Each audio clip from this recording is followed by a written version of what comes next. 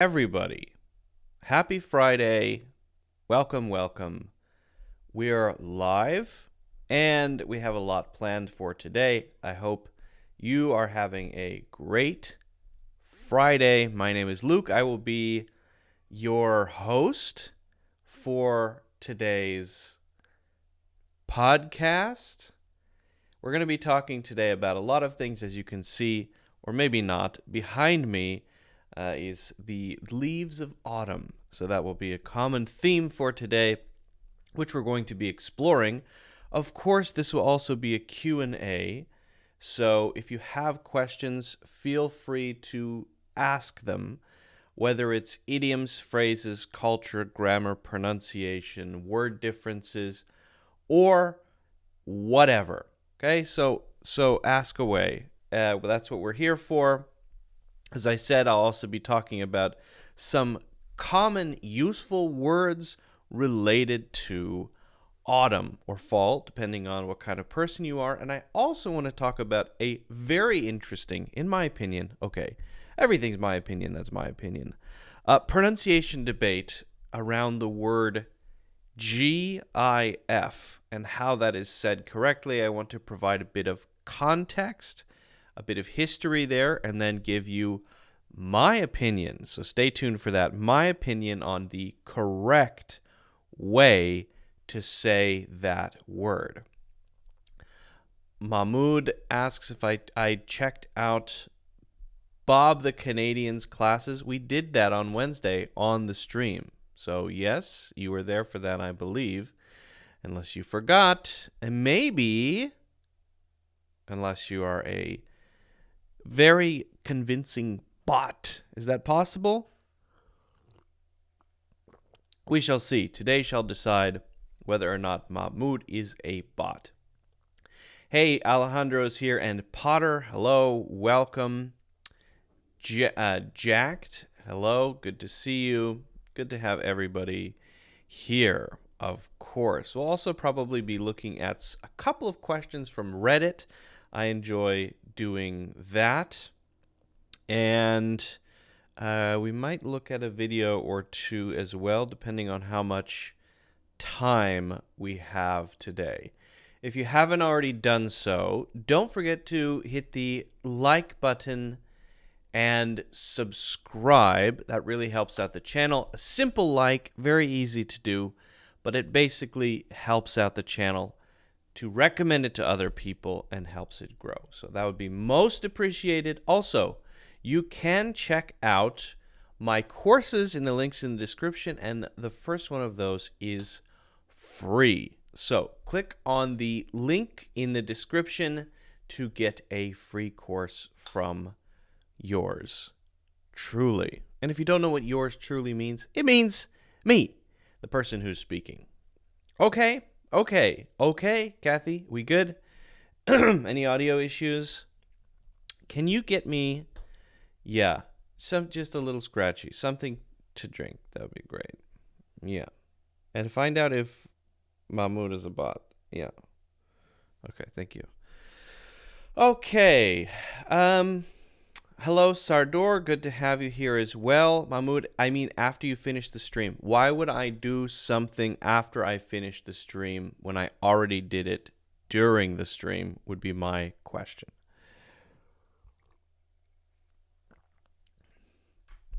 Alejandro, does that mean to say that you are particularly confused about the word article and how it's pronounced? Is that what you're asking? I want to just make sure I'm clear on that. I want to make sure I'm clear on it before I answer the question, before I try to answer the question. I still don't understand. Alejandro, you got to be clear. What is your question? Do you want to know how to say the word it's or the word article? You have to be very clear with your question and help me out there, because you're not asking very clearly, unfortunately. I want to help, but I don't know if you're asking me how to say this word or this word. Here's how I would ask that question. Can you please tell me how to pronounce the word quotation marks, article, quotation. That would be how to ask that question clearly, so there's no misunderstandings. Okay. Okay. So Alejandro wants to know how to correctly say article. And maybe it's a challenge, Alejandro, for you because of the different mouth shapes that you need to make in such a small word, right? So you have to make the R correctly at the beginning, so it can break it into pieces. R, R, R. Now, people will say it a little differently depending. The next sound might be pronounced as a clear T sound or could be pronounced with a light D sound. So it might be there instead of T, that's okay, it's correct. T, it might be D, D, D. So you hear the difference? Arde and arte, arde and arte. And either one is correct. If I were to guess, I would say that probably arte is more common than arte. Just my guess, my sense, my intuition there.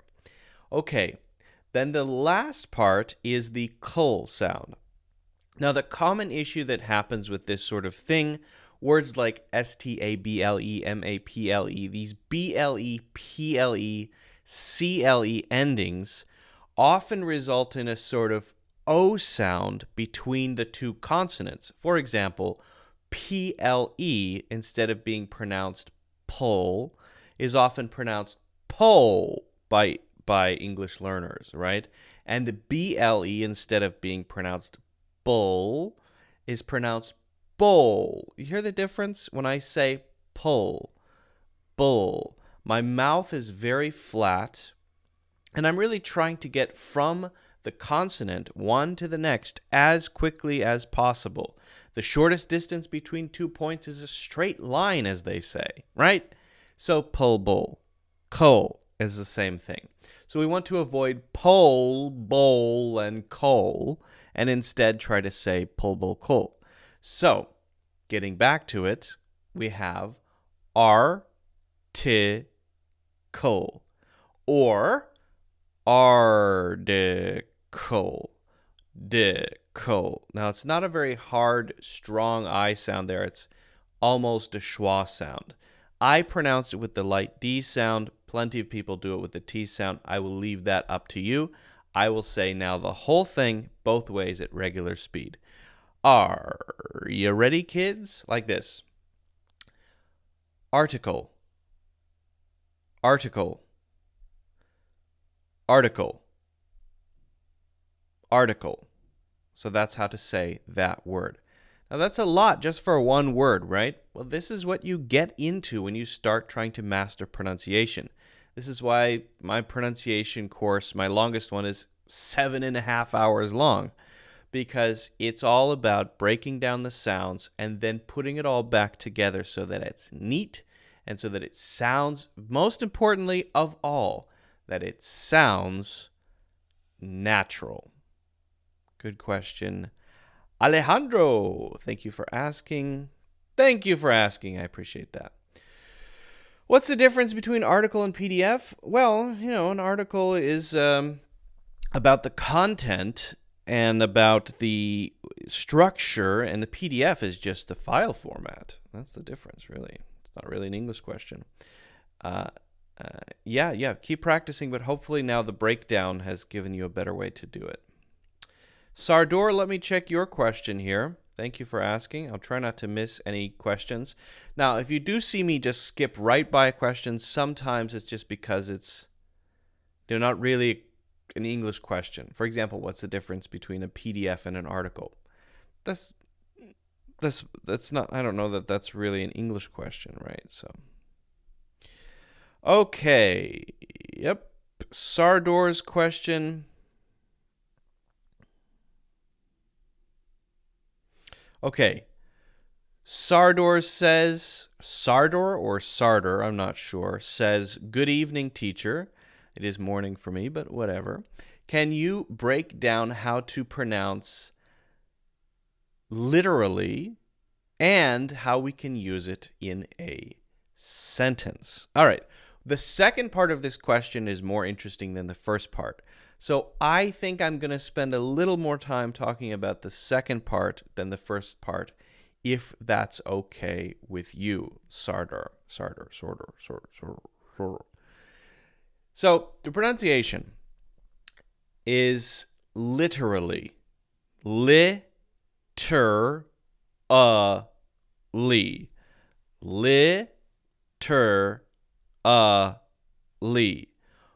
Four-syllable word, all right? Now, a lot of people will say this with the light D sound instead of the T sound. You often see this as a pattern if the T is in the middle of a word and followed by a vowel sound or an sound, not always, but in many cases, that T sound is going to become a light D sound. And as a light D sound, it helps the word flow a little bit better. We don't have to stop the voice. It sounds a little bit more natural. And notice I said a little bit more natural, not a little bit more natural. It sounds a little stiff sometimes when we overemphasize the T. So often we change it to a D, but be careful, you can't always do it. It has to be surrounded by the right things in order for it to work. Okay. So the alternate pronunciation of this would be literally. It's a very light D sound. Literally. Notice that I am not stopping my voice, whereas when I say lit, that is a stopped voice. Literally. Okay, so that sounds smoother and more natural. One more time, slowly. Literally. And faster, literally. So, what about the usage? And I think this is the more interesting part. This word has taken on a very interesting characteristic in, I would say, recent years. Always, this word has meant that what I say is exactly what I mean with no exaggeration and not meant metaphorically or hypothetically, right?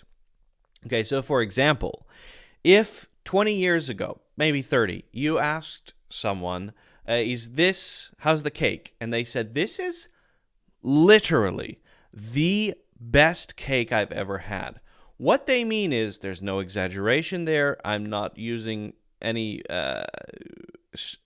exaggerated speech, right? I'm not expressing myself just to be nice. It is actually that, right? That's literally what I meant. That is literally what I meant. Okay, so in case you misunderstood me, I'm telling you there's no confusion here. There should be no confusion, right? What I'm saying is exactly what I mean. Okay. Okay. But then something happened. And a girl was born in Southern California known as a Valley Girl, perhaps in the 80s. And this spread outward like a virus around the world. And now is no longer necessarily called Valley Girl English, but it is maybe just becoming normal English, I suppose. And there are a lot of pieces here and language usage and different types of pronunciation, but one thing that's part of that modern Valley Girl speech that has become very common in the English language in general is the usage of the word literally. And if I were to say it in a California way, I would say literally. It's literally the best cake I've ever had. So if I say that is literally the best cake I've ever had. I'm saying the same thing that I said before, but now I'm saying it 30 years later. And saying it 30 years later means that it means something different probably. literally still has its old usage and its old meaning, right? It's not literally true. Of course, it's just an analogy. It's a metaphor. Yeah, we still have that. We can still use it in that way. But now it's used just to emphasize how much of something there is or how strongly we feel about something. So when someone says this is literally the best cake I've ever had, it's probably not necessarily the best cake they've ever had. And adding literally doesn't make it any more true, actually. It's just saying this is delicious cake. This is great cake. So now a lot of people, especially younger people, use literally, not literally. They use literally figuratively to exaggerate what they want to say, right? A little bit, to strengthen it, to give it a little bit more, to give it a bit more power, right? This is literally the worst day of my life. When you hear someone say that, they're not analyzing actually all the days of their lives and ranking them and putting one at the top as the worst. What they're doing is just expressing this is a terrible day. That's all. That's it. So just be aware of that. And this is a natural process that happens in languages. Languages change over time. That's natural. And the word literally is one of those words that may eventually no longer mean literally. It may literally change meaning and literally mean almost nothing. So I find that very interesting. It's a good question. Sardor or Sarder or Sarder. I think the key is to just pay attention, be aware of your surroundings, look for usage, and also focus on context. All right. Okay. Good question from Sardor there. I particularly am interested in how it changes. Language change is a fascinating topic, in my opinion. It's literally the most interesting topic ever.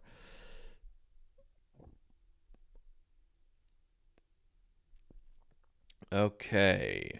Hi, Emin. Hello. Welcome. Well, we have quite a few people here. That's great. No problem. Alejandro. I prefer U.S. English pronunciation instead of British because the latter sounds more natural, in my opinion. Hey, it's just your opinion. And I agree with it. Sorry, I meant the former sounds more natural. Yeah, exactly. Either way. I mean, do you mention the phrasal verbs? Why the phrasal verbs so hard for learning? I have talked a lot about phrasal verbs. I mean, in a lot of lessons that I do, I actually give examples of phrasal verbs and how they can be used. I think the last one we talked about was make up. And we looked at in the last, not Wednesday, but I think it was last Friday. Maybe it was before that. I don't even remember. But we looked at the word makeup, and we looked at how many different meanings of makeup. Let me check here. 1, 2, 3, 4, 5, 6 different ways to use the word makeup. So that's a lot, and that's what makes phrasal verbs potentially so hard to learn. It's like saying, here, learn this thing. Oh, wait a second. This thing has 8 different meanings. Oops. Sorry about that. So now you have to learn 8 things, not one thing. And once you've learned those 8 things, then you've only learned one thing. The 8 things the one thing breaks into 8, but actually it still only counts as 1. So that's the reason. That's why. That is why. Yes, sir. Yes, sir. Yes, sir. Okay. I do want to. Well, I have a topic planned today, so I want to get into my topic. I have a couple actually, but we have a few things to go over. Let me just, while I have a sip of coffee, if you don't mind, because I like to do that, let me just scroll through the old English learning Reddit.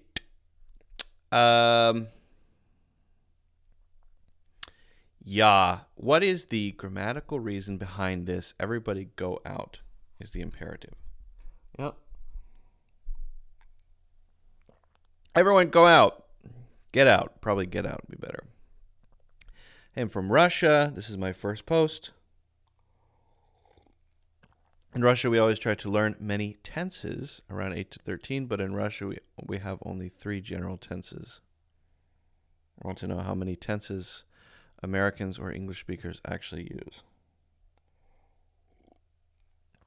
Actually, not sure the total number. Good question. Haven't counted them before. 6? 10? How do you explain in my English paper why I changed? Quickly found the merchants, however, that they obtain raw molasses.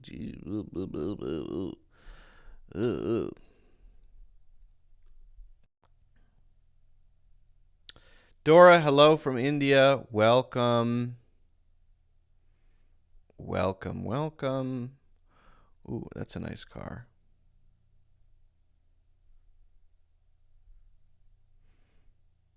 See what's going on YouTube.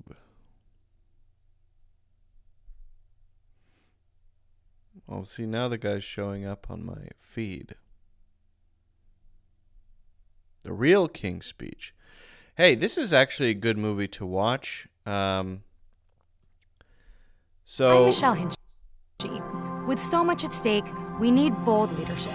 I'm defending women's rights in New York. I'm supporting a green economy to address the climate crisis. And I'm holding utility companies accountable. I'm proud to fight for our communities.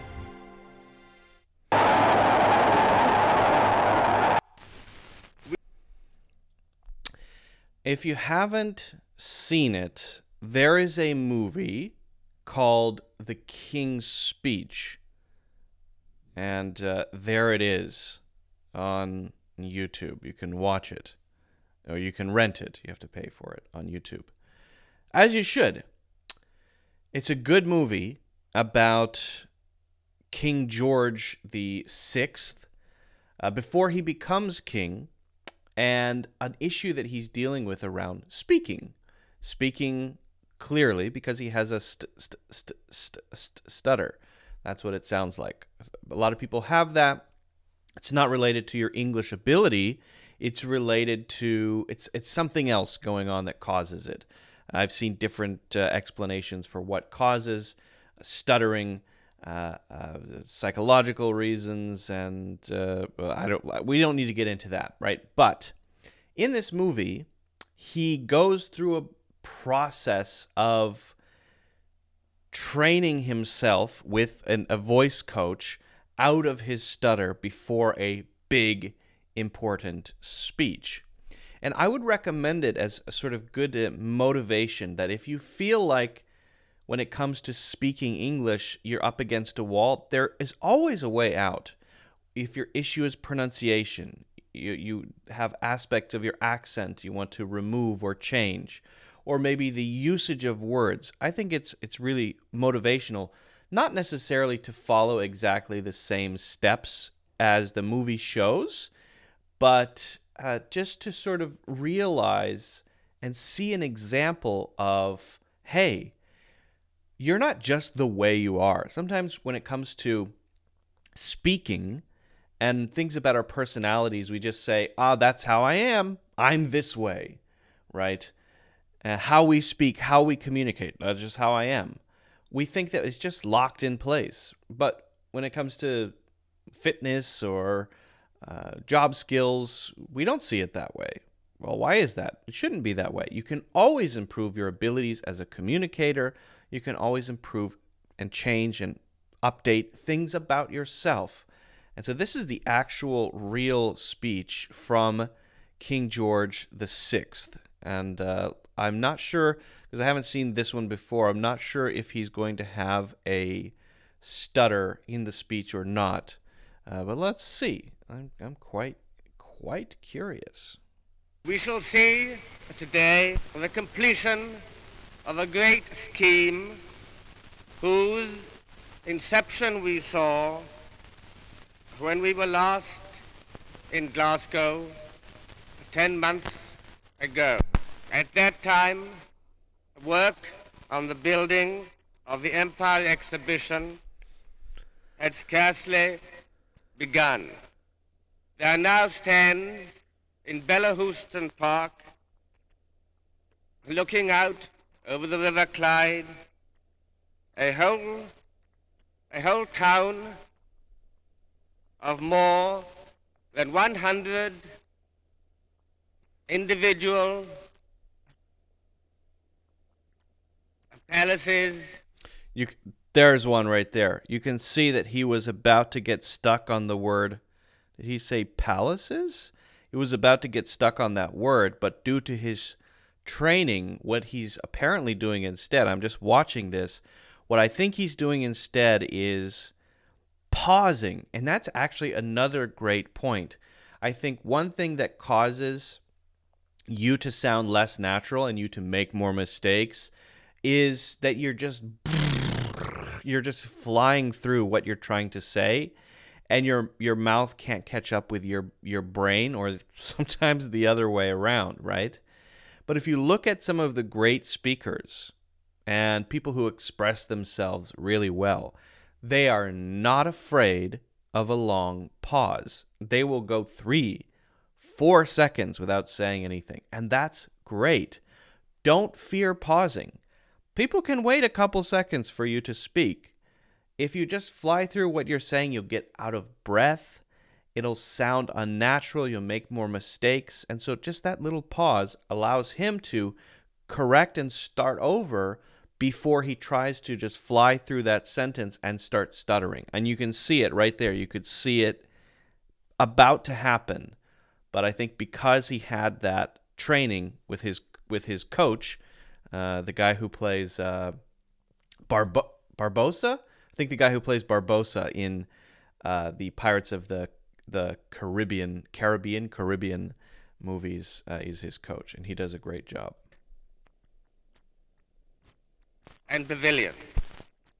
This is a remarkable achievement, and in recognition of it, my first word must be one of praise for... There's another one there. So it seems like his eyes close when he's about to stutter, but then he tells himself, I think, pause, reset. The enterprise, enthusiasm, and hard work which have made it possible. The task has been shared by many people, those who have served on the organizing bodies, pretty good. The Empire government, doing a good job. Which are taking I'm part, following. The directing staff, and not least the workmen. Yeah, there's another one there. there. You can see where it would have been a major stutter. So what would have happened there if someone has a bad stutter where they get stuck? They'll start that sentence and say the workman, like that. But you can see where it would happen, but he's clearly fixed it.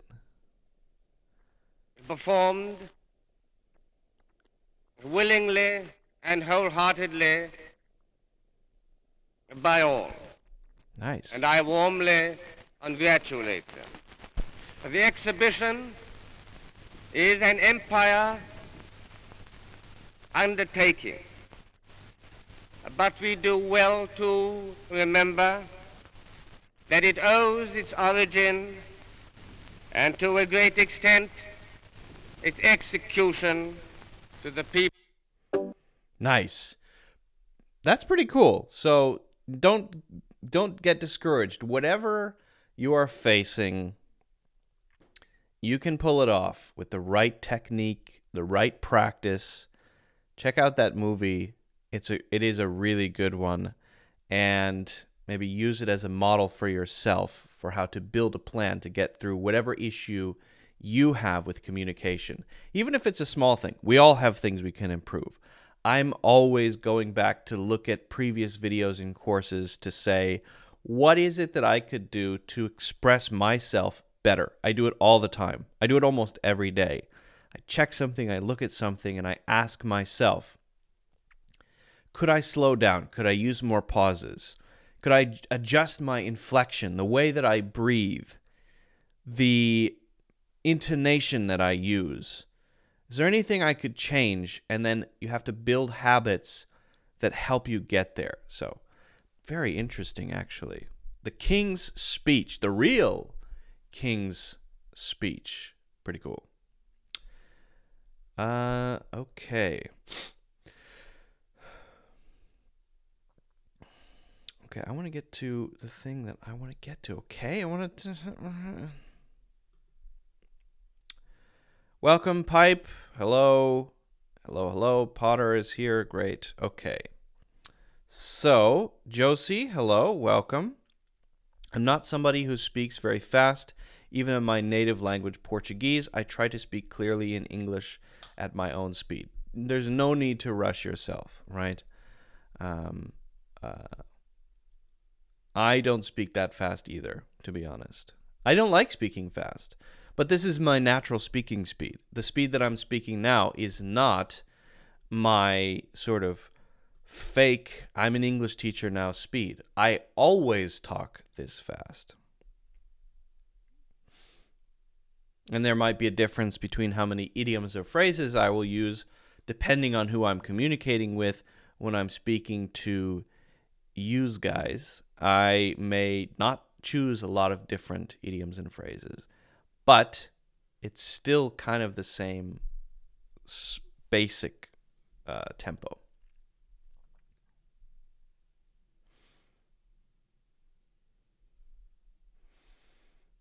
Okay. Jack, I would encourage you to use English in the chat because I don't read Spanish, so I can't interact with you at all in the chat if you're using Spanish. So I'm just ignoring your messages.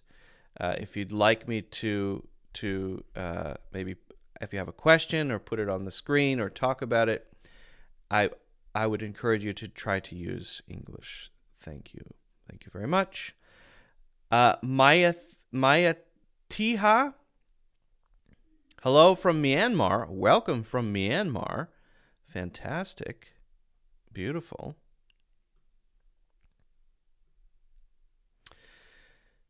Yes. Oh, yes. The great debate, as they call it. The great debate. The great debate. The great debate.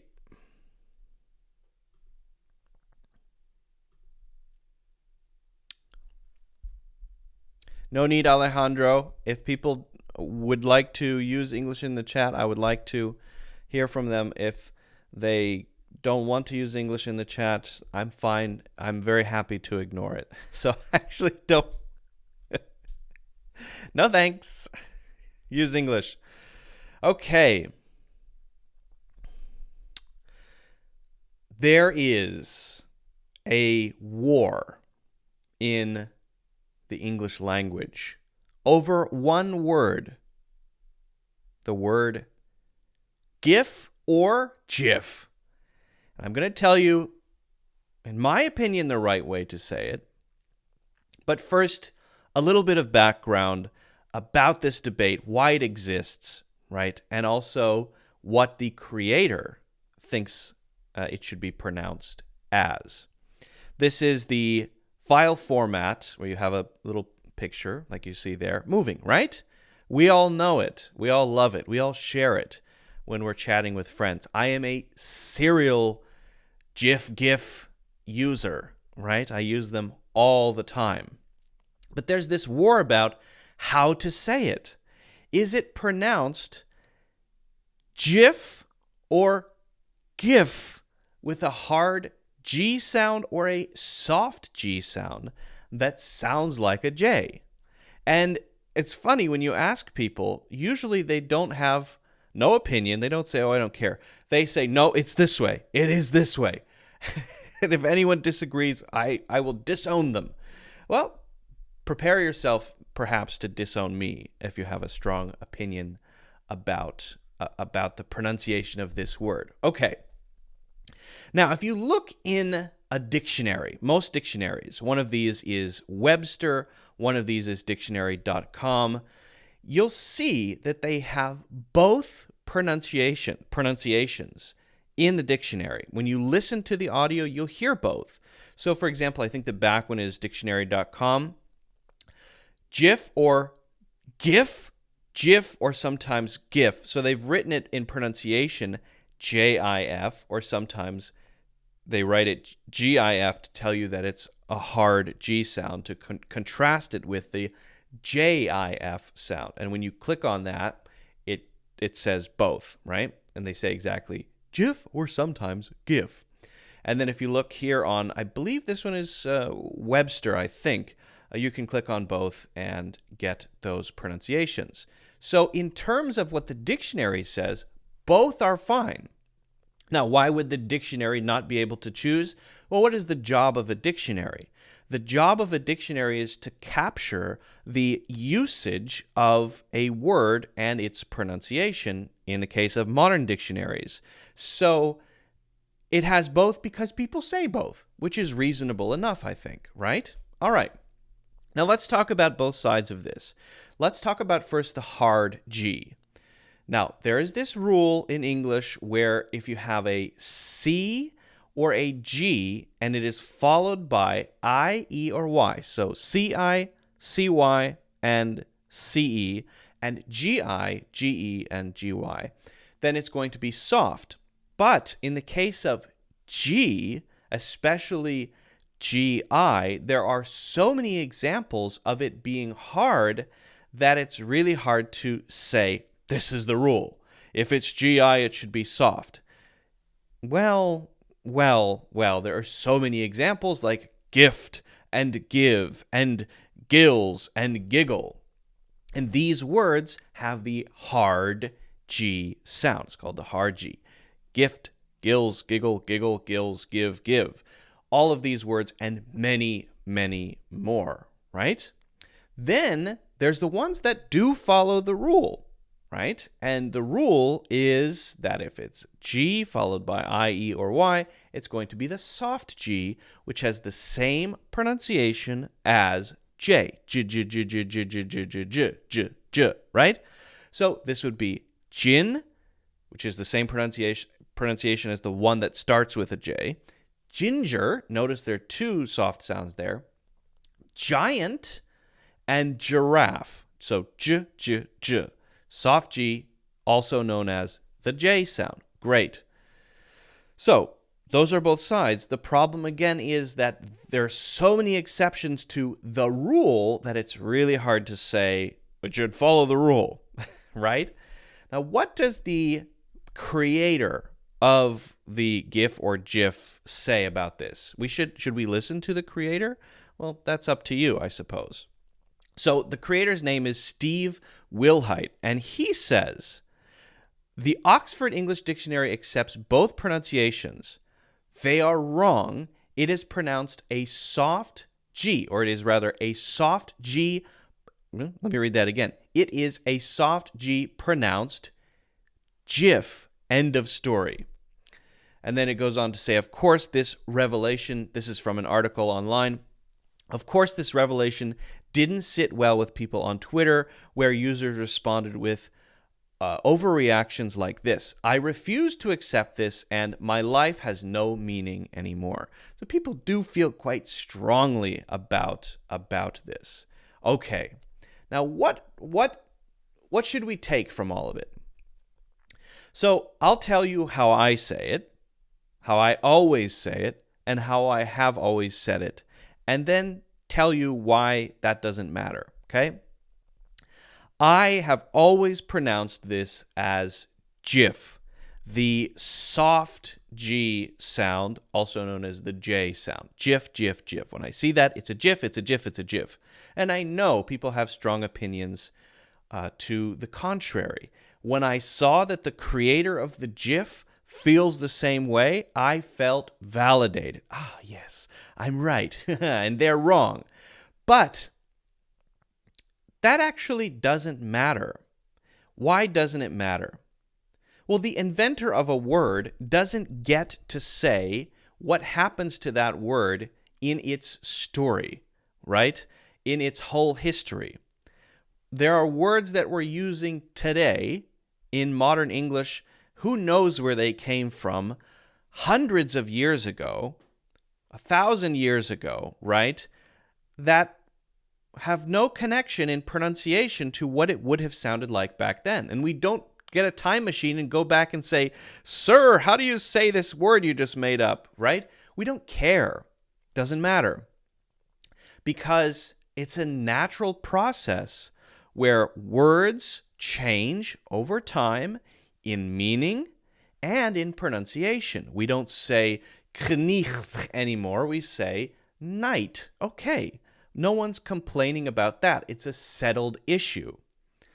But there was a time when it was not a settled issue. K-N-I-G-H-T. No, it's knicht. No, it's night. No, it's knicht. No, it's night. Can you imagine two people in 14th century, I don't know when it would have happened, maybe 15th, 16th century version of Twitter in a bar fighting over this issue? It's settled now. Nobody says knicht. Now we just say night, right? But we are here with this word. We are in that place where it's kind of in the middle at this point. It's a tug of war where some people say it one way and some say it the other, and eventually it will settle itself out. But for now, because we're in this transition period, it doesn't matter how you say it, because people will understand you no matter which way it is, and you'll be able to find other people who say it the way that you say it too. So enjoy saying it however you decide to say it. The dictionary is right. Its job is to capture how a word is used and pronounced if it has sounds. Now, in 100 years, if we're still saying this word, my guess is that it won't be pronounced both ways. The issue will have been decided. Not decided by any one person who said, "And now I decree that it shall be called Jiff." And it doesn't happen like that in 99.999999999% of occasions. It's decided organically. It just works itself out over time, and eventually you get, hopefully, Jiff, not GIF. I hope it's Jiff, not GIF. So that's it, but I want to hear how you say it. So in the comments, let me know how you prefer to say this word, how you have always said it, and which one you think is going to be decided upon in 100 years. If you have any other questions, let me know. Don't forget to check out my courses, and feel free to hit the like button and subscribe. Okay. So, yeah, let me see what you guys think about this. I'm curious. Do we have any? I prefer Sorry, Alejandro. You are disqualified from having an opinion about this. There's no E sound. That's not an acceptable choice. It's either GIF or GIF, and there are no other possible options. I'm afraid you're going to be fighting a losing battle here.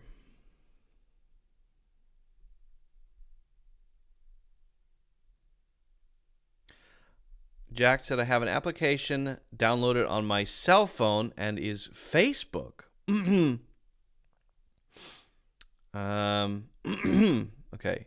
Jack, you're dangerously close to getting banned. So just, cool it, okay? Just a learning process for everyone, including me. Yeah, okay. All right. Did I miss any questions? Mayothija says, I like your teaching style, teacher. Thank you very much. I appreciate that. I appreciate it. Potter says, I prefer GIF. Didn't write it. That's a funny joke. That's a funny joke.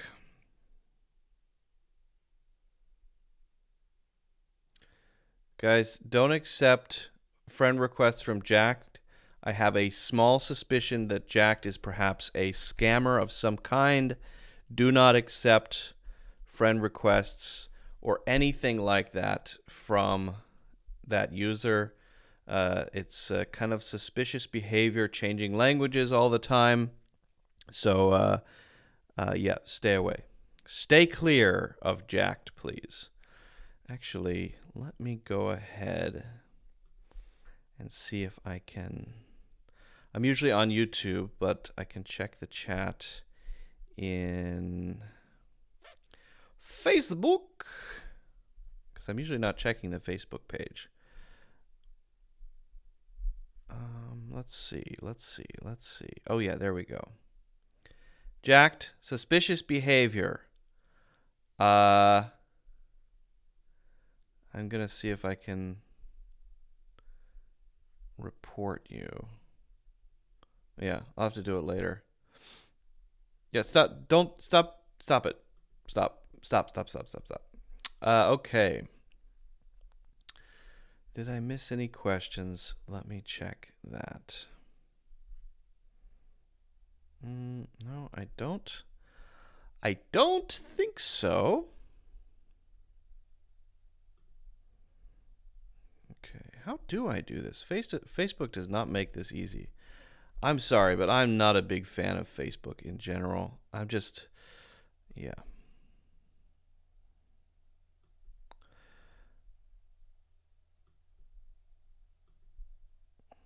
Okay. Delete? No, I don't want to interact with comments directly. Facebook, why do you make this so hard? Ugh.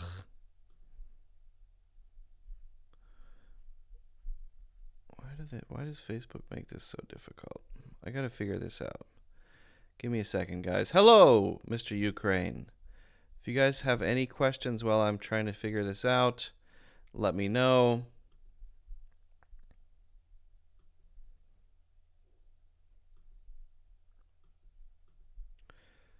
Otherwise, okay. I think I've got it now.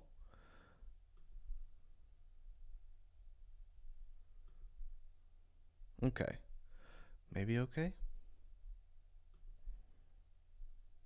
Yeah, go ahead, Potter. Re-ask your question, please.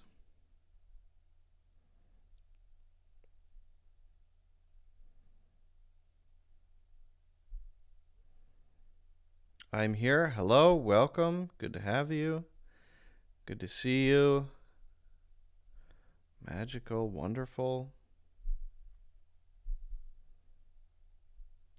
Do you have clips for something about getting more vocabulary in general?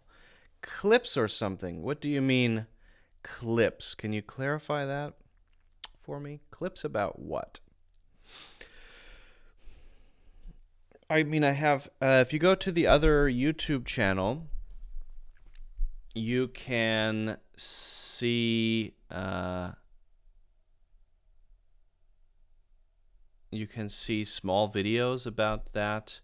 I mean, I've made quite a few videos on the topic before, but yeah, as Elul is saying, the best way to do it is courses. I mean, if you really want to learn how to learn, I would say check out my course called Building Your English Brain. That's probably my most popular course. And that course teaches you how to learn vocabulary, how to practice what you learn, and start thinking in English. Again, it is my most popular course, or close to my most popular course.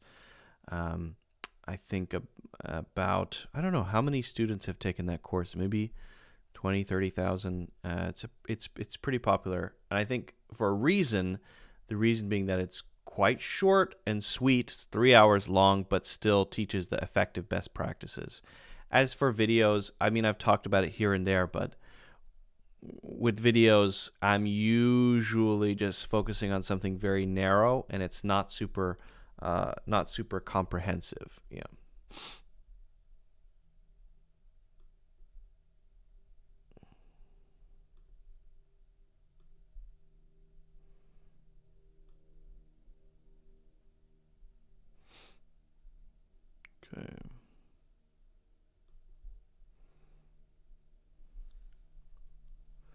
Does that work? Sorry, I'm still trying to block Jacked. Why is Facebook so stupid and hard to use? I'm sorry, Facebook, but you really gotta... does anyone like... Do you guys like using Facebook at all? Does anyone here use Facebook? Does anyone here like to use Facebook? I'm curious. Cloud English, digital collectibles, yeah. Ugh. All I want to do is ban a user. Why is it so hard? Why do they make everything so hard and dumb?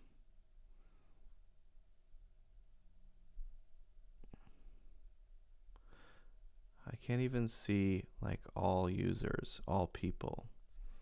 Okay, I'm getting sick of this. I don't want to do this on stream.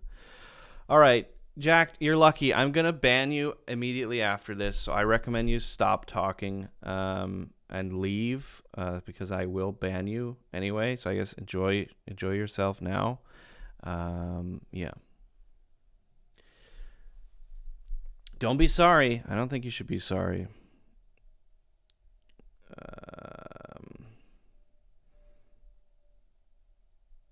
Josie, I think Facebook now, it blows my mind that that Facebook has so many users. It's such a, honestly, kind of weird and shady place, in my opinion. I mean, it's useful to connect with people who like to be on Facebook, but I just don't get why someone would be there to watch content rather than, YouTube, which is, I think, better at recommending content. The ads are a little bit usually more relevant. I don't know. I'm seeing a Walgreens ad on my YouTube, and that seems pretty relevant. I would go to Walgreens. I like Walgreens. Why not? Well, you guys can see the leaves and stuff behind me. I'm going to be talking about some words and phrases related to autumn. So if you have any questions about that as well, fall and autumn words and phrases, feel free to let me know. We'll get into that very shortly. I see a question here about one more pronunciation question. I don't want to talk about too much more about pronunciation, but this one is another one where people say it one way or the other. I don't think it's quite as contentious as maybe Jiff and GIF are, right? I don't think people fight as much, but you do have people saying it both ways for sure. I say data, and quite a few people say data. I think, in my view, the correct pronunciation should be data. I think more people do say data, but you will sometimes hear people say data. The reason that data is kind of off-putting to me is that it's got the same pronunciation twice, right? And that works for somebody like Lady Gaga, but it's kind of that sort of baby sound, right? Gaga. It comes from, it's an onomatopoeia for babies. And so that works for that sort of word, but when we're talking about a word for a thing, right, like this, I feel like having two different vowel sounds is more common, and it sounds better in my opinion, right? So data is using the same sound twice. It's not great. Data feels better. Having the long A sound followed by the short A sound. Again, it's just my opinion, right? I'm just saying how I feel about it. But I think my view on that is probably the more common and the more widely accepted one.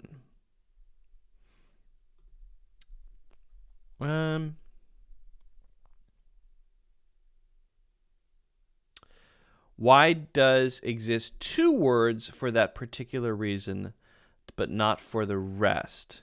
I'm not quite sure I get a fall and autumn. That's a good question. I'm going to talk about I'm going to talk about that actually when I go through that. Good question. Great question. I'm going to answer that question. Good question.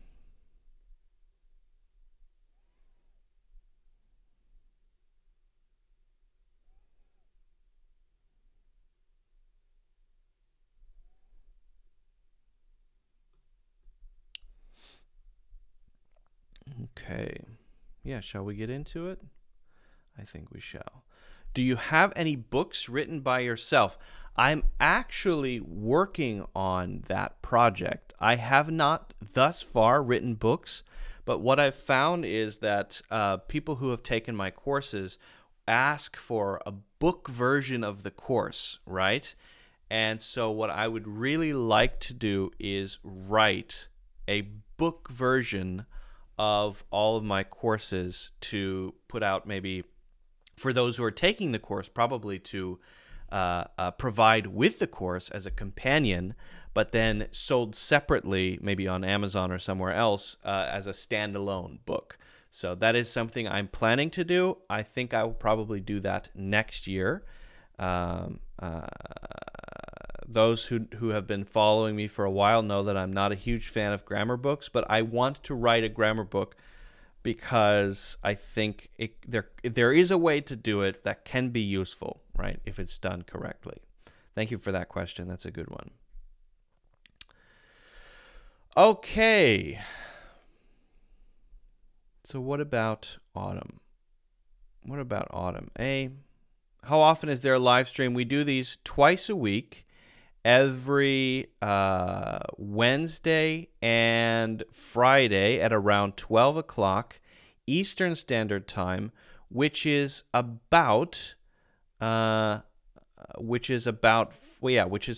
p.m. Which is 5 p.m. GMT. So, yeah.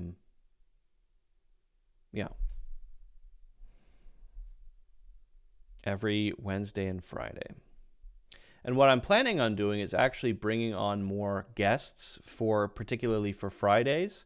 I'm hoping to bring on more people that I can interview, not just students and the classes that you've seen, but actually other teachers. So I'd like to start doing that a bit more. People like Francis, who I talked to a few weeks ago, who I thought did a great job explaining the nuances of IELTS and writing in particular. Okay.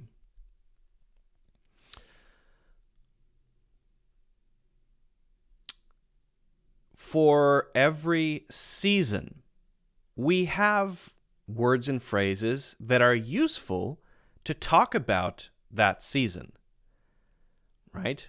Well, where I am now in New York State, it is autumn or fall, and we'll talk about the difference between those words. What I'd like to do is share with you some of the most common words and phrases that you need to talk about fall or autumn, and some of the things that happen in fall or autumn. So let's do that. A few common words and phrases. And this is not too hard. Once you know them, you know them. It's relatively simple. I think the first question would be fall or autumn. We don't say winter, cold season. Well, we could say cold season, but winter is the word. Summer is the word. We don't say summer and then the swelter or something like that. We have one word for all the seasons except for autumn or fall. So which one should you say? You can say either one, but I will say fall is more common in the United States and autumn is more common in the UK. Not that people don't say autumn in the United States where I live, but it is more common for people to say fall. I like the word autumn.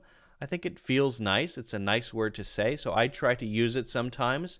But there are some specific phrases that use the word fall that we're going to go over. Well, we're going to go over a few things related to fall specifically.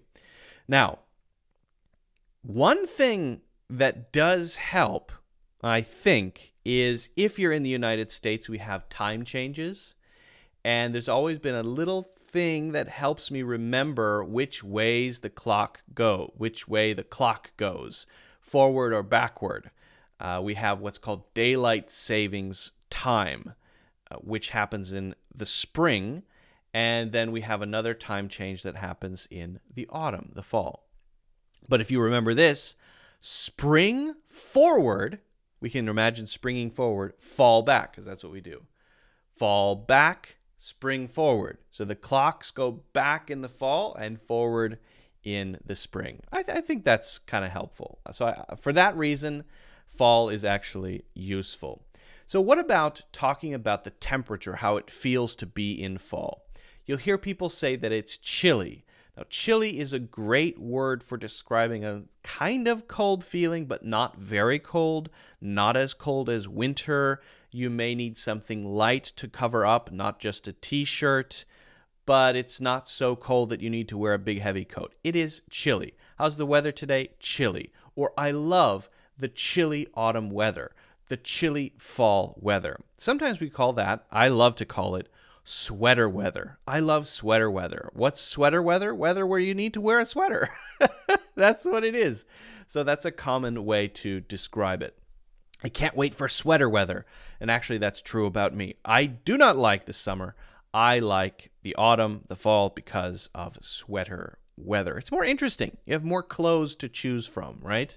You can also describe that whole period of time as getting colder, because it is. You're moving away from summer toward winter, so potentially week by week it's getting colder and colder. So during the autumn, we can describe it as always getting colder. It's getting colder, it's getting colder, it's getting colder.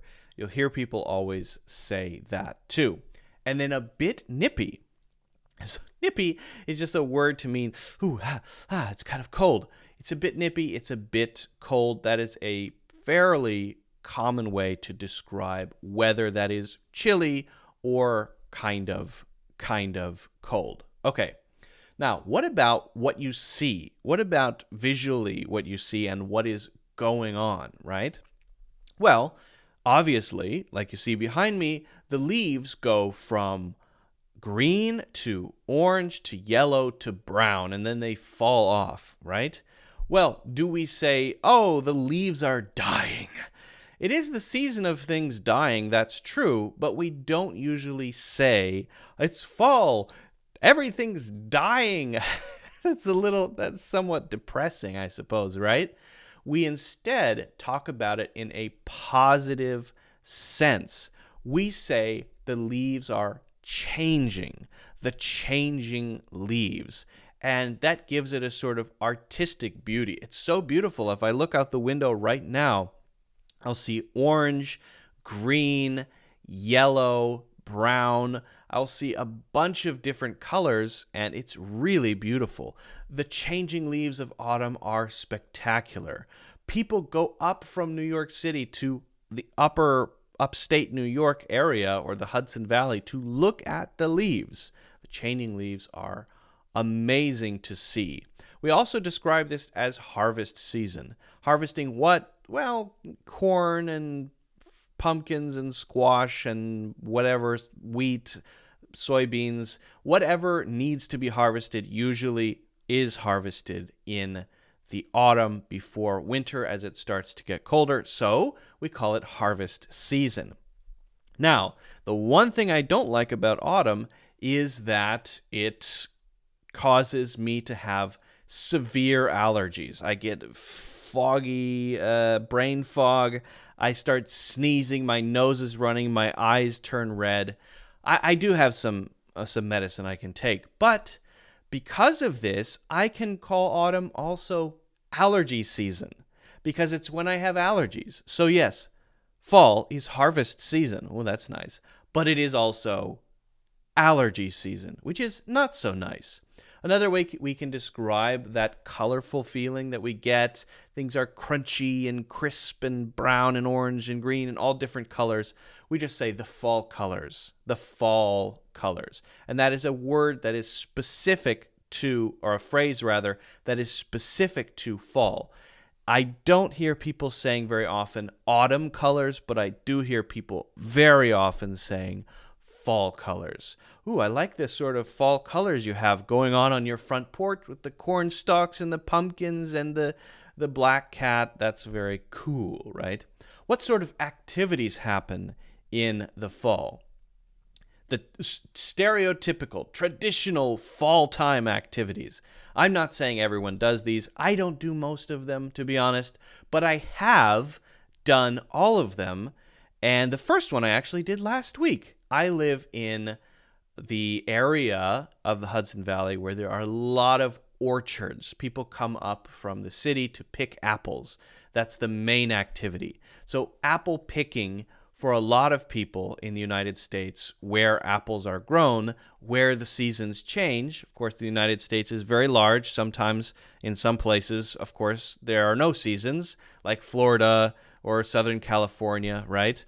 But in some parts of the United States, you have these fall colors and the seasons changing. Apple picking then would be a very common activity. I did it just like last weekend. I went to this beautiful orchard. They had live music and cider and beer and things that you could pick like pears and apples, and it was very cool. And they also had hay rides. This is a kind of weird thing. I think it's mostly for kids, but in the autumn you do see a lot of hay rides. People go to farms and they'll have a tractor with a trailer behind it and then hay bales as seats. So hay or straw as kind of chairs on top of the trailer, and then they'll just drive around through the fields or drive around through the trees or through the forest. And this is apparently it's a fun activity. Doesn't really appeal to me anymore. I haven't done it since I was probably 6 years old, but it is a thing that especially is popular for kids. Pumpkin carving is associated with Halloween, and people do it. I would say adults do it more as a decoration. You would carve a pumpkin to look like a face and put it on your porch or put it outside somewhere, and sometimes put a candle inside to make it glow from the inside. The activity is carving pumpkins, pumpkin carving, but once you make one, it looks like a head with a scary mouth. Again, associated with Halloween, this is called a jack-o'-lantern. A jack-o'-lantern is the traditional word for it. And then sometimes you also see corn mazes. A maze is where you have different paths, but you can't see everywhere. You have to try to find your way out of this very difficult path, and you might go the wrong way sometimes. It's called a maze, and the farmers will make one out of corn. And for especially farmers in this area, it's more like a tourist attraction. A lot of farms around me, where I live, they have this whole season as tourist time. People come from all around to do all of this stuff: apple picking, hay rides, pumpkin carving, and corn mazes. And those farms make a lot of money, not just selling their stuff, their produce, but on people paying for hay rides and to go through the corn maze, that sort of thing. So to put all this together, let's just describe it. Let's do a simple description of what is nice about the fall. What is nice about autumn? This is one thing we might say to sort of evoke or give the feeling of fall. In the fall, when the leaves are turning, just say turning. When the leaves are turning or changing, you could put changing there, turning there. I swapped in turning to give you a sense for another way to say that. When the leaves are turning and the weather is getting colder, I like to stay warm and cozy. Cozy is a feeling of being warm and comfortable because it's warm. Warm and cozy by the fire with a hot cup of tea and a book. If you picture that, right, sitting by the fire, hot cup of tea, a blanket, a book, and it's kind of cold outside and the colors are changing. That sounds, I think, very nice, very cozy. So if you have any questions about this, if you have any questions about how to talk about autumn or fall, let me know. Don't forget to hit the like button and subscribe. Also, check out my full courses in the links in the description. All right. Do people in the U.S. use special winter tires? Some people do, yeah. It depends on where you live and how much snow there is. There are different types of tires where you can get tires specifically for winter. Some places that have tires specifically for summer. Sometimes people get tires that are called all-season tires or four-season tires. But then in the winter, if the snow is really thick or there's a lot of ice, then they'll get chains for their tires to put on. And if you go to the city, you'll see buses with these chains on the tires to help them get traction on, for example, the ice. Ghazal says, "Hi, Luke. I'm going to work with some British people next month, and I'm having a lot of trouble with their accent and feel nervous about it. Do you have any advice?" Yes, I do. Let me give you some advice. That's a good question. That's a great question, Ghazal. Thank you.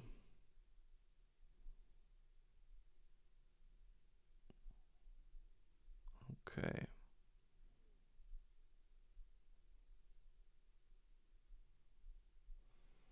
Knowledge is power. I totally agree with that. Maybe you can use Twitch. I actually am on Twitch at a lull. We are also live on Twitch right now.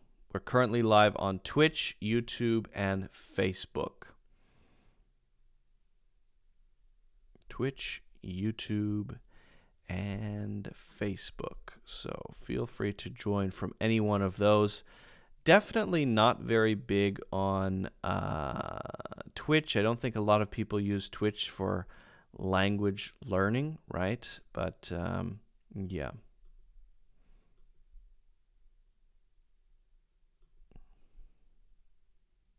Oh. Nice. Finally figured out how to ban. Cool. Done. Amazing. Very happy about that. Very exciting. Never thought banning someone would make my day, but it has. Life is better. Life is better when you can ban people. Banning makes life better.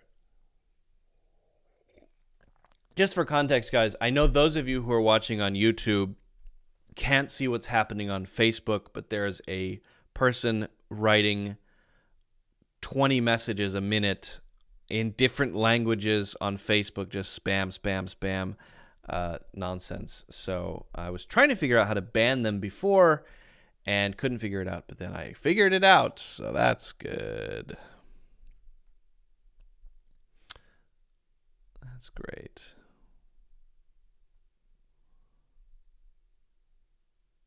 Okay. Ghazal Kane says, "Hi, Luke. I'm going to work with some British people next month, and I'm having a lot of trouble with their accent and feel nervous about it. Do you have any advice for me?"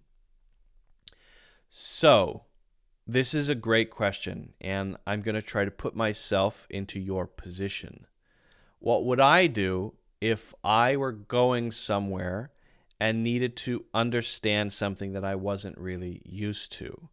For some people, they may be more used to one accent rather than another. People maybe who grew up watching some American movies and American TV shows. A lot of American English is out there, maybe more than British English even, depending on what you watch, for example, and the culture you're more exposed to. But if you haven't been exposed to a lot of British culture and the British dialect, British accent, then it could be a challenge for you, right? And I get it. When I first started watching British movies and TV shows, I struggled with a lot of the idioms and phrases, right? And so just watching more really helped me get a sense for it. So I'm going to suggest two things. This would be slightly better advice if you were to say in 6 months instead of 1 month, because 1 month is kind of a short time frame, but I'll still say it. So try to gain as much exposure to the language and culture as you can within that period of time. I would recommend watching some real life language rather than watching a sitcom or a TV series, drama or something like that, because that's written. Instead, watch something where it has real people talking to each other about stuff. One I can recommend would be perhaps QI. It's a quiz show, and previously it was hosted by what's his name? I just blanked on his name. Why can I not remember his name? Hosted by a very famous guy. And it's great because it's got jokes, it's got references, it's got a lot of language, and it's real language, right? And there are other British quiz shows as well. They're also funny. Now, the reason I say to watch that is you also get exposure to the culture. One reason people understand a language is that they also understand what the language is referring to. But if you don't know the culture very well, then you might know that word, but you don't know what it is referring to in the culture, something specific to that culture. So there might be things specific to the UK that I don't know because I didn't grow up there. But I can slowly start to learn those things as I watch movies and TV shows, right? And the more you learn, the easier it gets. So what I've found, it gets easier and easier and easier to understand more and more and more the more I watch. So that would be my first recommendation. Now, as I said, that's a pretty tight timeline, right? 1 month. How much TV can you watch in 1 month, right? There you might need a kind of express version. You might start looking up word differences between the UK and the United States. There are a lot of blogs that have this information, just trying to get a sense for some of the words like queue instead of line or lorry instead of truck, some of the words that are different between the United States and the UK, between British English and American English, right? Oh, I remembered what it is. Stephen Fry was the original host of QI. Stephen Fry. Great, amazing voice. He did the voiceover for the Sherlock Holmes Audible books, and it is amazing. He also wrote a series of books called Mythos, Heroes, and Troy, and those are also very good. He does the voiceover for those on the audio version. Stephen Fry. Sorry, Stephen Fry. So those would be two things you can do. And to get used to the accent, I mean, all you can do is increase your exposure, right? So just watch more. And hopefully you can get enough in a month's time. I don't know if it's going to be possible. Would be better if it were 6 months, but I wish you the best of luck. Okay. Good luck with that, Gazal. And also, if you don't understand, just say, sorry, can you explain that again? Could you explain that once more? Sorry, could you say that again? Excuse me, could you repeat that, please? Once more, please. Yeah.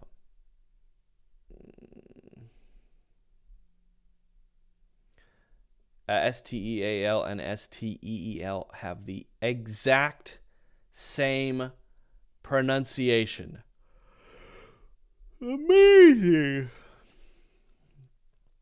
Amazing. A lot of words have the same pronunciation. Steel and steel are homophones, hence why they're pronounced in the same way, i.e.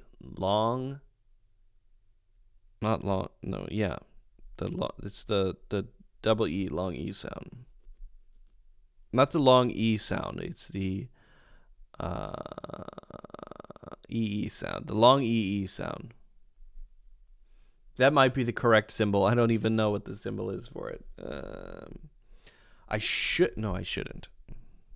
Phonetic symbols are not particularly useful in my opinion. It's just my opinion, right? This is something I've said before, but it's kind of a rant. When you're learning pronunciation, you want to learn pronunciation. So what about those symbols? Well, there are different ways to write pronunciation. You can write it using specific symbols. There are different systems of symbols. And you can also write it phonetically. I actually prefer, if you're going to try to write pronunciation, to write it phonetically because it can at least give you an idea for how to say something. For example, right, if you want to phonetically write the word P-H-I-L, you might write P-H-I-L with a simpler phonetic sort of spelling as F-I-L-L, because it's pronounced the same way as F-I-L-L, and nobody is in doubt about how to say it. So that could be a phonetic spelling. I'm not sure if that's the official phonetic spelling, but they try to give you a sense of it, right? The problem with the symbols is that if you don't know the symbols, it doesn't tell you anything. At least with the phonetic spelling, it gives you an intuition for how it might be said. But with the symbols, you get no intuition. You just have to memorize it. And only once you memorize the entire thing do you then get some clue about how something is pronounced. But then there's another problem. Unfortunately, those symbols cannot accurately capture all the sounds in the language. So it's misleading because you might have two words which have the same phonetic symbol in their phonetic representation, which actually sounds slightly differently in real life. So what have you done? You've focused your attention rather, on the symbols instead of focusing on what you should, which is the sounds. You're needlessly emphasizing an intermediate step that is not helping you. The intermediate is, I want to learn this. I want to learn C. I'm here. So instead of learning C directly, I'm going to go through B and then to C. And unfortunately, some information is lost in B before you get to C, being those subtle differences in how things are actually said. Also, then, those symbols don't train you for how to hear word differences, how to hear sound differences. So you're not training your ear at all. So my view on this is to throw it away. Never look at a phonetic symbol again for the rest of your life. They, in my opinion, are not useful, are not helpful, and in fact, hurt your ability to learn pronunciation correctly. If you're going to use anything, go for the natural-looking phonetic symbol just when you're not sure how to say something and you need an idea, right? But the real way to learn pronunciation is to open your ears, listen, and then try to copy the sounds that you hear. That's the shadowing approach. So if I hear someone say whatever it is, bleh, I would that's not a word, but I would think, okay, how did they say bleh? And how do I make my sound the same as theirs? There's a boo and then a bleh. There's a what? So that's just a stupid example, but what I'm doing is removing, okay, that's a word or that's a sound. I'm getting rid of that. Don't focus on, hey, that's a word. Focus on the things that you need to do with your mouth in order for you to match the thing that you are hearing, right? If that thing that made that sound was a mouth and you have a mouth, you can do the same thing. And you might say, no, I've heard that the tongues in Asia are different than tongues in Canada. Nonsense. No, there's no evidence for that. I'm sorry.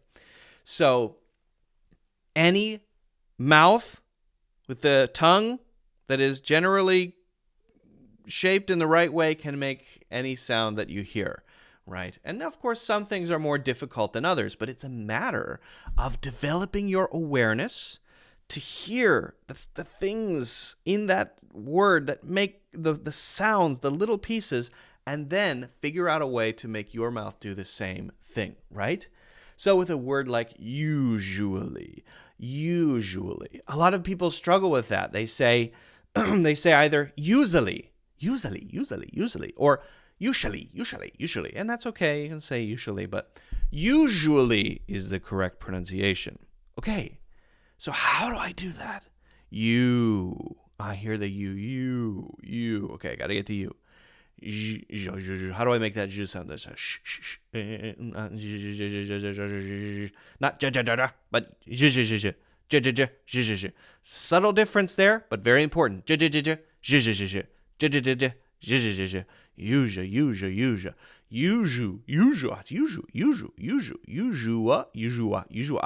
The voice is continuing. Don't say usual, but usual.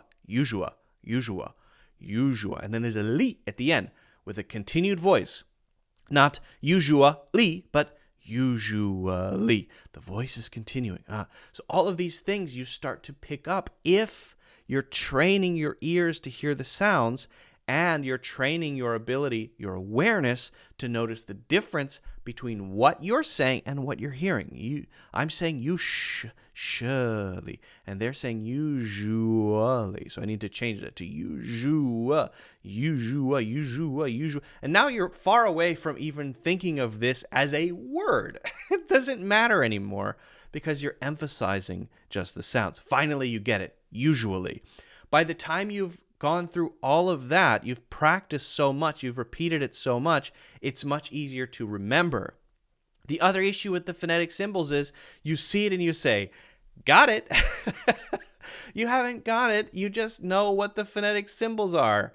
You haven't got it until you can say it perfectly. And going through that process that we just did there with usually, that kind of awkward, silly-looking process is going to develop your habits so that you refine your listening, so that you build up your awareness, and so that once you've finished going through that process, you now have the habits to say that word correctly every time. Because when you're speaking about something, you don't want to have to think about pronunciation, right? You want it to just come out naturally, automatically the first time. So, in my experience, that's the best way to learn pronunciation.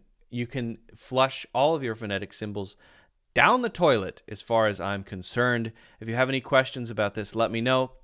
If you want to learn pronunciation with this approach, check out my course called Advanced American English Pronunciation. It is about 8 hours long, focusing on all of this stuff for 8 hours and much, much more. So check that out in the links in the description. And of course, don't forget to hit the like button and subscribe. Okay. Phonetic symbols might have been more useful before when the internet was not so common. Yeah, maybe so. Possibly. Still don't like it. I can smell spam here, Luke. What are you saying? What do you mean, Alejandro? What's the spam? I hope I'm not treading on your toe. You're not treading on my toes. You gave me a great topic to talk about. I love it. Thank you so much. Thank you for inspiring me to share something that I'm very passionate about, which is to flush all symbols down the T. Flush all the S's down the T. Oh, F the S's down the T. What if all nouns were shortened to their first letter, and all the grammar words and the things like prepositions stayed the same, and the verbs stayed, and we could just use the first letter of every noun? That would be very interesting. Then we'd have to figure out, okay, what is this about? Flush all the S's down the T.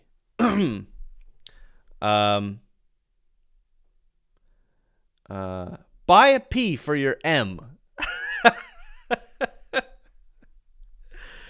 Guess what I'm saying there?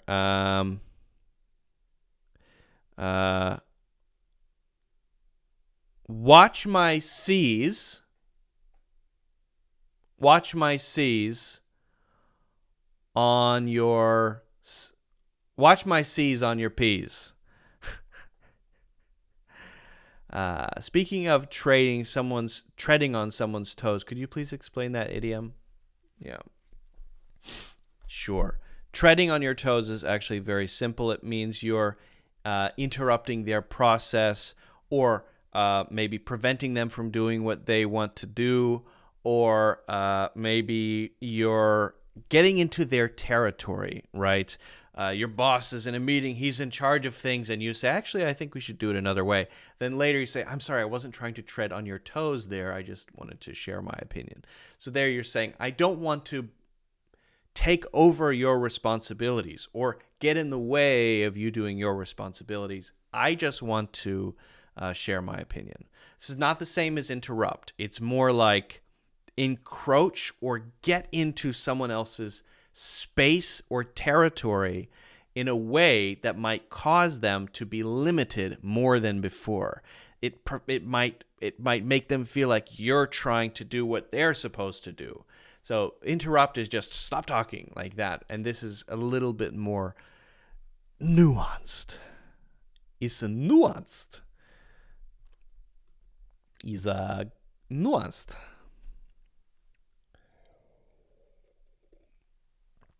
Okay.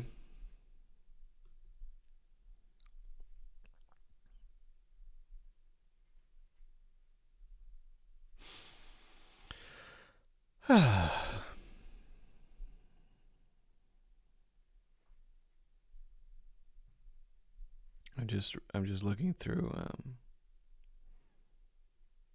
It's treading. TREADING. Yeah.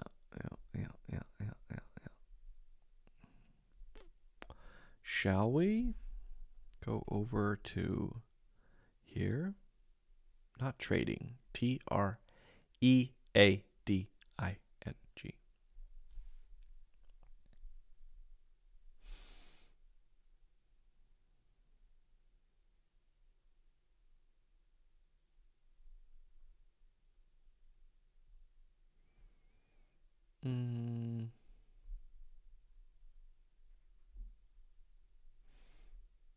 It might be an interesting question.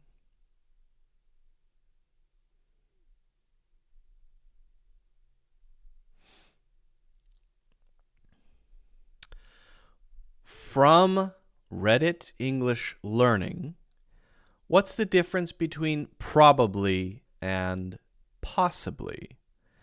I was reading the Wikipedia page for Cleopatra V, and her children have been listed as known, probably, and possibly ones.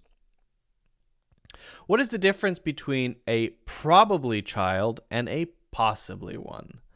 Yeah, that's not quite the right way to phrase that, a probably child, but let's put that aside.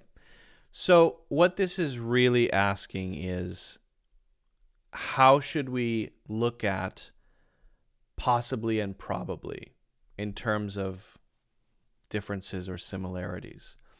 So if something is probably true, then we feel kind of confident about it being true, but there's enough doubt or possibility that it's not true for us to not be able to say definitely, right? If I say I'm definitely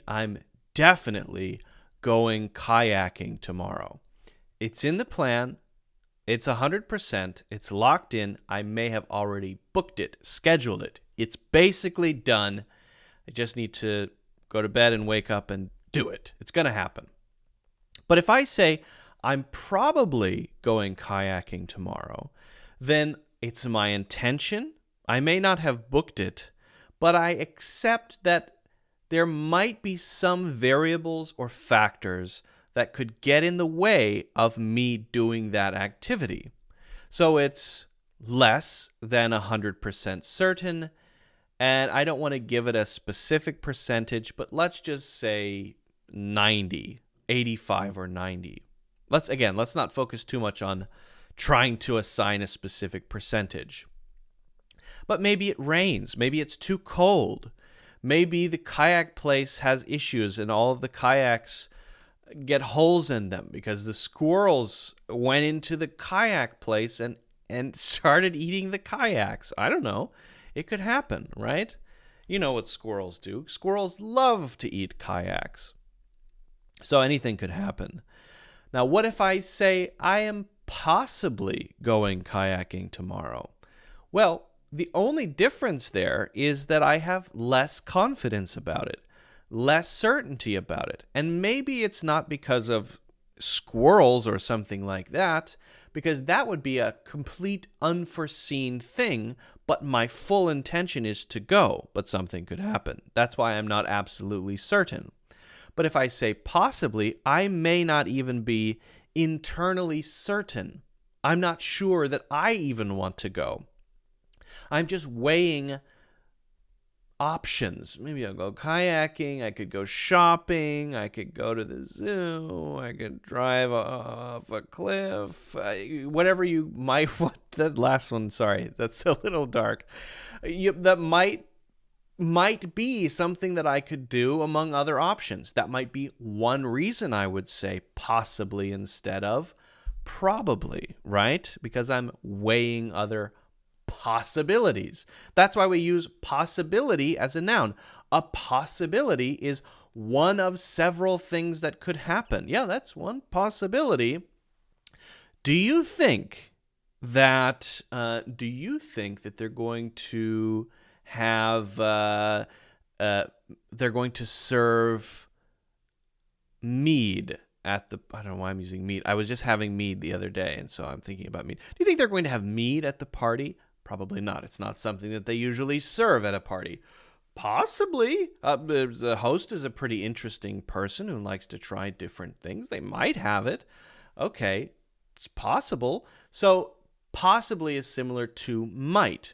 It's lower in probability. It's lower in confidence. And again, it doesn't have to be because I'm still trying to decide. It could be that I just have no idea, right? When I say possibly, I'm quite certain, and the thing that might prevent it will be a random freak accident or something that was unlikely. But possibly could be that anything could happen that could change what we're planning to do or change what happens, right? If I say, for example, I'm possibly going to be buying a car next month, there might be some things I'm waiting to hear about. Like next month, maybe the car prices will go down. If they go down, then I might be more confident about buying one, but I don't know if that's going to happen. So there's a lot that is unknown, a lot that could happen. So possibly means we think it's maybe possible that, yes, there could be a child that is hers, but we don't know. Probably is we're pretty sure, but we can't confirm it 100%. And known is that, yes, it's 100% definitely the case. So hopefully that clarifies the difference between probably and possibly. Actually, once we start using them, I think it's pretty easy for us to differentiate which one is which and how to use them. It's an irregular verb as tread, trod, trodden. Thank you so much. 100%. Absolutely.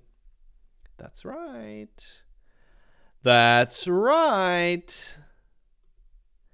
That's correct.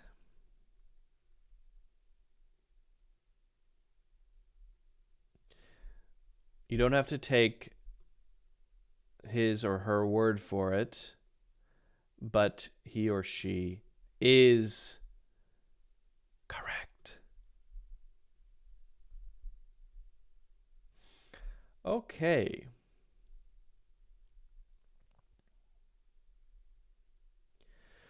Well, friends, neighbors, citizens of the world, humans, it's time. I'm going to call it a day. I've got to get ready for a plan that I have tonight. I'm having Chinese hot pot with some friends, and I'm very excited about it. One of the most popular things to eat in China is hot pot. People love it. There are hot pot places in the United States, depending on where you go, but you can also have it at home. You need a special pot and a special heating thing, like a hot plate, and you need certain ingredients. You need sesame sauce, vegetables, a certain type of very thinly sliced meat, and you can do it at home. And when you do, and you can buy hot pot mixes, it's amazing. If you've never had hot pot before, give it a try. That's what I'm having. I think I have to go to the supermarket to pick up some vegetables. I think I need white radishes, daikon radish, and spinach, and maybe a few other things. We'll see. It depends on... I'm not in charge of this, but I'm just a helper. I'm just a driver. My wife, who is Chinese, says, we're going to get that. And I say, okay, let's do it. So that's what I'm having. I hope you all have a great weekend. I hope you have fun things planned. It's not time for a nap. I never sleep during the day unless I really don't feel well. I'm not sleepy at all. If I look sleepy, you are wrong. Maybe it's just, I don't know why. Who knows? Well, thank you all for watching. I appreciate you joining and having such great questions. We'll be back next week on Wednesday, which is not how you say that word. If I didn't answer your question today, I will do my best to answer it next week. As I said, we're going to be experimenting with some different formats. I'm going to be working on getting some guests to come in to interview them. So I'm excited about that as well. Again, have a fantastic weekend. Have fun. Stay safe. And I will certainly see you in the next one.